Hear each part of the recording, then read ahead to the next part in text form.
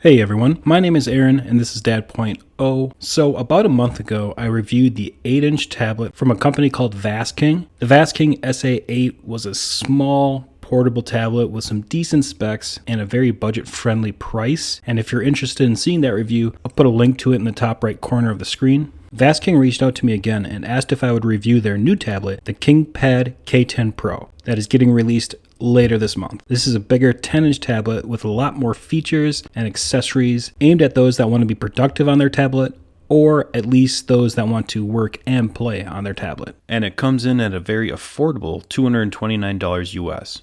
So full disclosure, this was sent to me, but I'm not getting paid for this at all. This is still my honest thoughts on this tablet. And at any time you want to skip ahead, check out the chapters that I built into the timeline below to get to what you want to see. Okay, first, I just want to show you what you get in the box. It's a really clean looking packaging they have, just a product image and some branding. Opening this up, you have the Kingpad K10 Pro tablet on top, wrapped in a cloth. This is a 10.1-inch tablet with an all glass and metal finish to it. This is an edge-to-edge display, no buttons on the screen. I'll get more into this tablet in just a minute, but let's see what else you get. On the right side, you have two boxes. The first box has your user manual and your micro SD slot opening tool. The other box has your USB-C charging cord and a wall adapter. And on the left side, you have the box that holds the Stylus pen that comes included with this purchase. This is a light gray stylus with silver accents. Looks and feels very nice.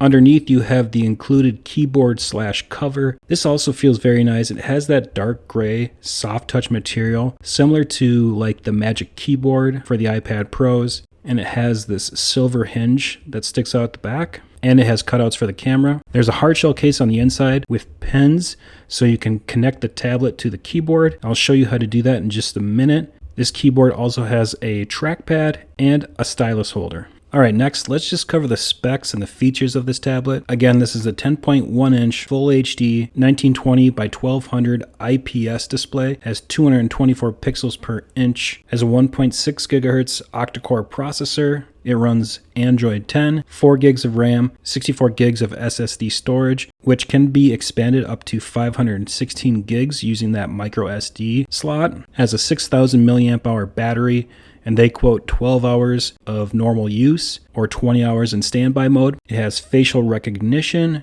and as I showed you earlier, it has that keyboard case and stylus in the box.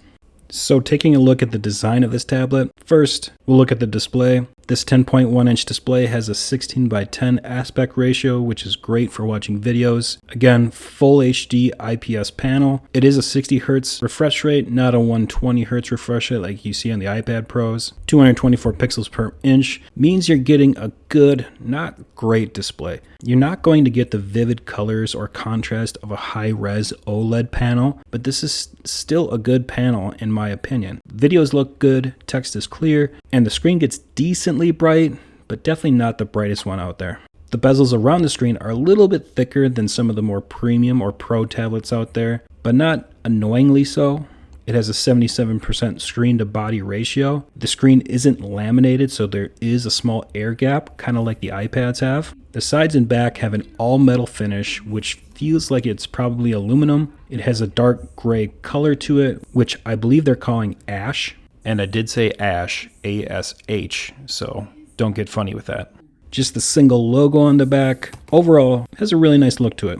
It measures in at 9.59 inches by 6.39 inches by 0.33 inches, and it comes in at 1.2 pounds or 550 grams. For ports, you have a USB-C for charging, 3.5 millimeter headphone jack, that micro SD card reader, again expandable up to 516 gigs, power sleep button and volume rocker, and a microphone. And then you have dual speakers and pins for the keyboard connection. For cameras, you have a 13 megapixel rear camera with a flash and an 8 megapixel front camera that supports facial recognition.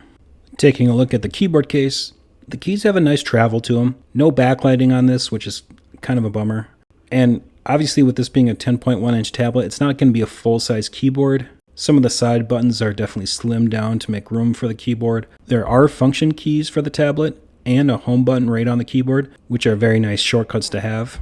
The trackpad isn't very tall, but it is nice and wide, 1.8 inches tall, 3.6 inches wide. It tracks well. One thing I'm not a big fan of is that they put a partition down the middle of it to separate the left and right click. So if you try to click in the middle of this trackpad, it won't allow you because there's that partition right there, which is a little bit annoying. You can still do the tap to click feature, which is a nice workaround, but it's just something you kind of have to get used to. Inside the case of the tablet is a hard plastic material that snaps the tablet into place and holds it very firmly. The pins slide right into the bottom of the tablet and automatically connect it to the keyboard. No Bluetooth required. The keyboard uses the battery from the tablet, so you don't need to charge the keyboard at all.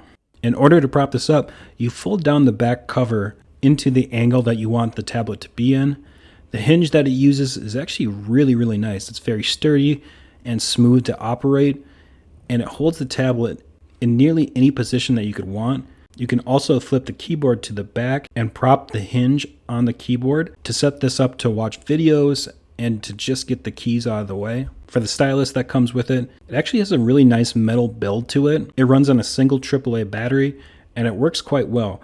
Because this is a 60 Hz refresh rate, there is some noticeable latency that goes on here, but overall it works great, especially for note-taking and signing documents and just sketching. I think it works perfectly. So let's talk about performance. First, let me get one thing out of the way. Calling this a pro, quote-unquote, tablet is definitely a stretch, and I don't want to deceive anyone out there of what you're really getting performance-wise with this tablet. I ran Geekbench scores on this, and the scores put it on par with tablets like the Samsung Tab A7 and the Samsung Tab S6 Lite, which are more of that mid-range tablet performance. It's definitely far from the performance of the Samsung S7, the iPad Pros, or even the Lenovo Tab P11 Pro that I just reviewed. That's not to say that this is a bad performer at all. It actually handles most tasks very well, but you shouldn't be expecting top-of-the-line performance with this Kingpad K10 Pro. Okay, now that that's been said, again, I've actually enjoyed my time with the Kingpad. Yes, I do run into occasional stutters and freezes from time to time, but the 4 gigs of RAM really help keep this tablet pretty snappy for the most part. Again, if you've ever used the Samsung Tab A7 or S6 Lite, you can expect similar performance. Everyday tasks like web surfing, emailing, social media, video watching are just no problem at all. But if you get into too much multitasking or graphically intensive gaming, you might start seeing slowdowns, freezes, stutters, and crashes going on. But overall, again, you're looking at middle of the road type of performance, which is just fine for most people using a tablet. Battery life has been excellent. This is definitely one of the perks of only having a full HD screen. I can get 10, 11 hours of normal use on a charge and days if I have it on standby. The cameras are good, not great, but I don't think many people really need a great camera on their tablet. I think the big thing is that facial recognition does work well on this. I would say 90% of the time it recognized me right away and I'm in. The speakers are okay, and I say okay because they do get nice and loud, but they just don't have much bass to them. They're kind of tingy, and when they're in the case, they're firing up, so they're nice and loud. But if you take it out and you're holding the tablet, you'll want to make sure that they aren't firing down into your lap because they can get a little bit muffled that way. So overall, if you go into this purchase with the right expectations, you do get a pretty good value for your money with the Kingpad K10 Pro. For $229 US, you get a 10.1 inch Full HD tablet, great battery life, and decent performance. You also get that kickstand keyboard with a trackpad and a stylus pen. Expectations is the key word here because you aren't getting pro quote-unquote level performance here. This is not going to be a laptop replacement itself, but it would be a nice complement to a laptop or a desktop. Something you can do a little work and play on. And that's who I would recommend this to.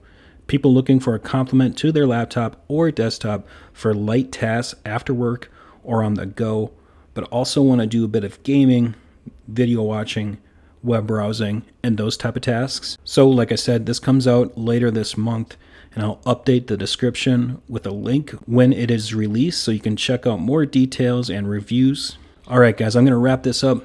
Thank you all for watching till the end. Make sure you like and subscribe, and as always, I'll catch you in the next video.